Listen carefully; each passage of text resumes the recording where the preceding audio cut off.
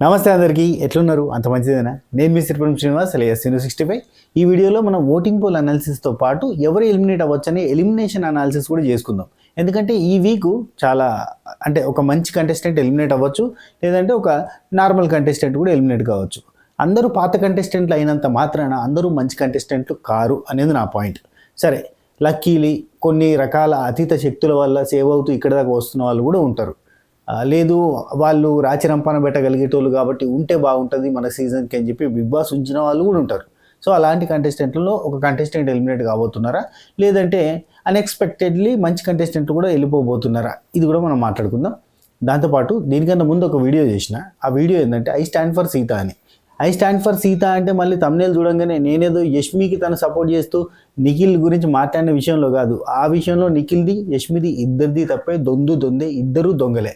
అయితే నేను స్టాండ్ తీసుకున్న పాయింట్ ఏంటంటే నిఖిల్ ట్రాప్లో పడొద్దు అని ఒక పాయింట్ చెప్పింది చూసిరా, సోనియా టు యష్మి వరకు అని.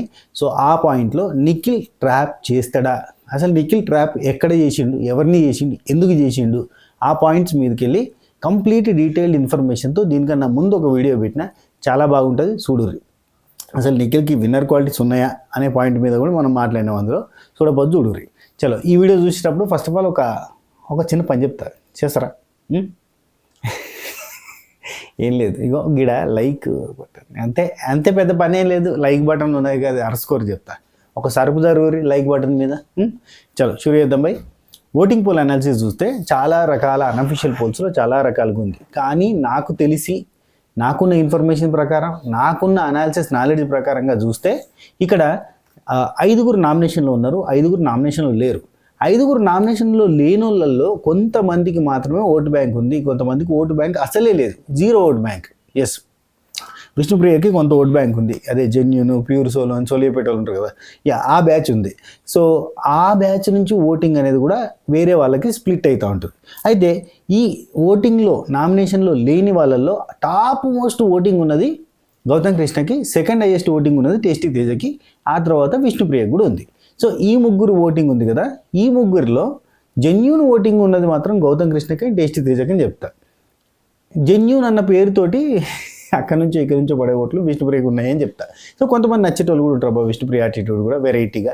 సో మనిషి చేతుకున్న 5 ఏళ్ళే ఒక తీరు ఉండేవి, విష్ణుప్రియ నచ్చేటోళ్ళు ఉంటారు. ఎందుకు నచ్చింది అంటే పృథ్వీతో ఆ ట్రాక్ బాగుంది అంటారు, జెన్యూన్గా ఉంది అంటారు, అంతే. జెన్యూన్గా ఏం చేసిందంటే ట్రాక్. సరే, అవన్నీ పక్కన పెడదాం. సో ఆమెకున్న ఓటింగ్ ఉందా, ఆమెకున్న ఓటింగ్ ఎడిపోతుంది 210%, 1040%. ఏందన్నా అంటే అంతే, ఎక్కతక్క అని చెప్పడం. ఎక్కతక్క ఏం మాట్లాడుకున్నా కానీ 100%, 200% ఖచ్చితంగా విష్ణుప్రియ ఓటింగ్ పృథ్వీకే పోతుంది కదా. పృథ్వీ ఓటింగ్ మనం అనఫీషియల్ పోల్స్లో చూస్తే తక్కువ కనిపించిన, పృథ్వీ ఓటింగ్ అఫీషియల్ పోల్స్లో కొంత ఎక్కువనే ఉంటుంది.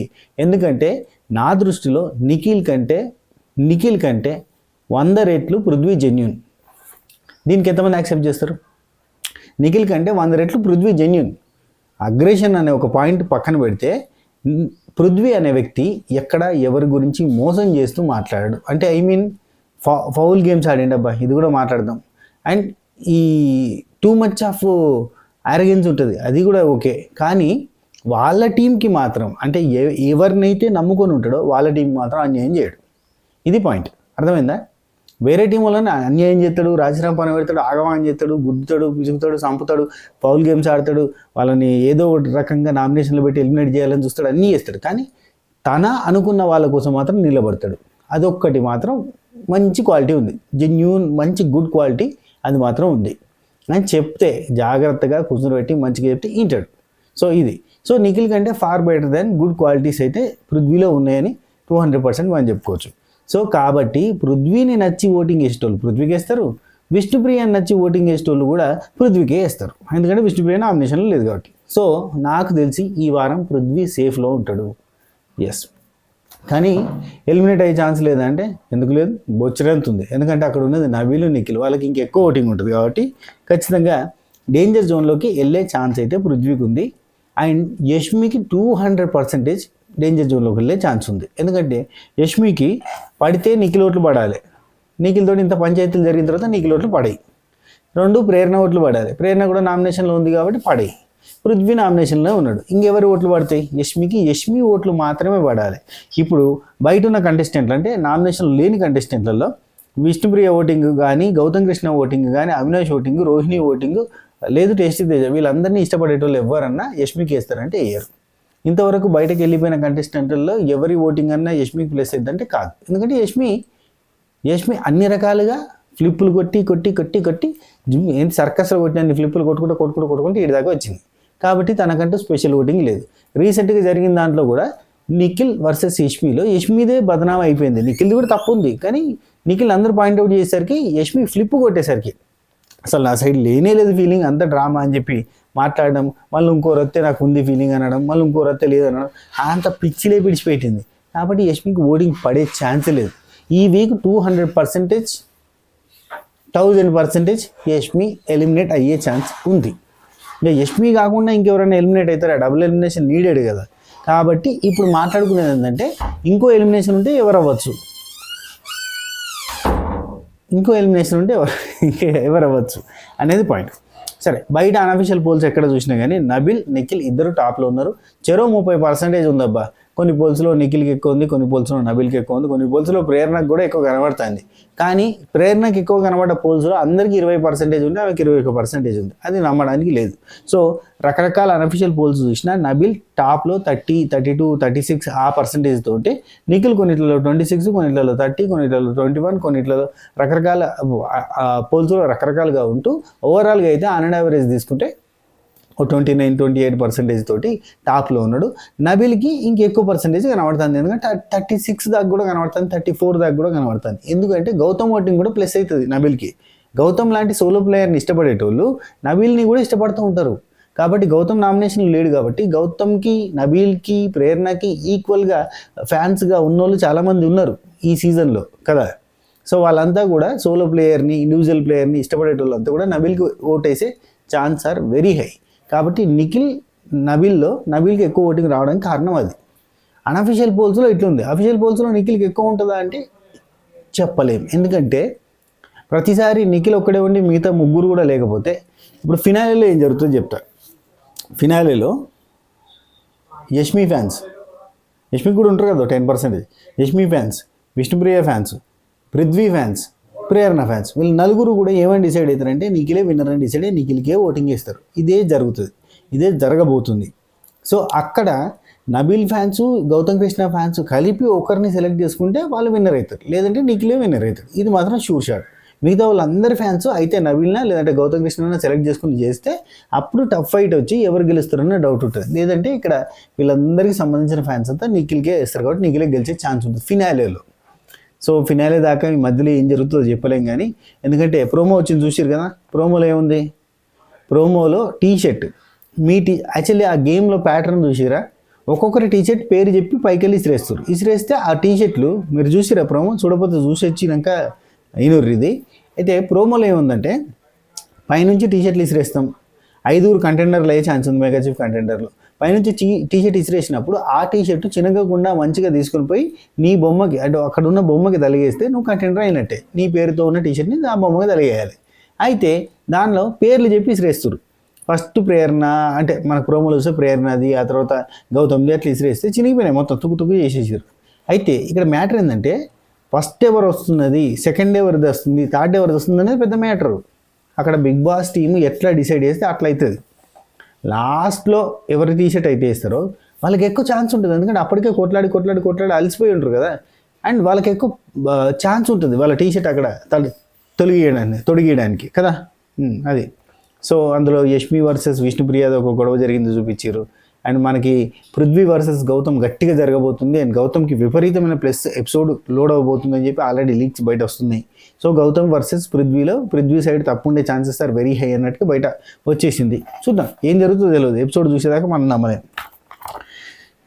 రైట్. అయితే ఇక మనకి ప్రేరణ ఇక్కడ ఏంది ఓటింగ్ పోల్ దగ్గరికి వచ్చేసరికి నబీల్ అండ్ నిఖిల్ టాప్లో కనబడుతారు. వాళ్ళిద్దరికి మంచి ఓటింగ్ ఉంది, 30+ ఓటింగ్ ఉంది. సో నెక్స్ట్ ప్రేరణకి 13%, 15%, 18%, 20%, 23%, ఇట్లా పొంతన లేకుండా రకరకాల ఓటింగ్ పోల్ ఉంది. ఆన్ అండ్ యావరేజ్ తీసుకున్న ఒక 15% ఓటింగ్ అయితే గట్టిగా ఉన్నది. సేఫ్ కావడానికి ఇది సరిపోతుంది. కానీ డబుల్ ఎలిమినేషన్ పెడితేనే ట్విస్ట్ వస్తుంది.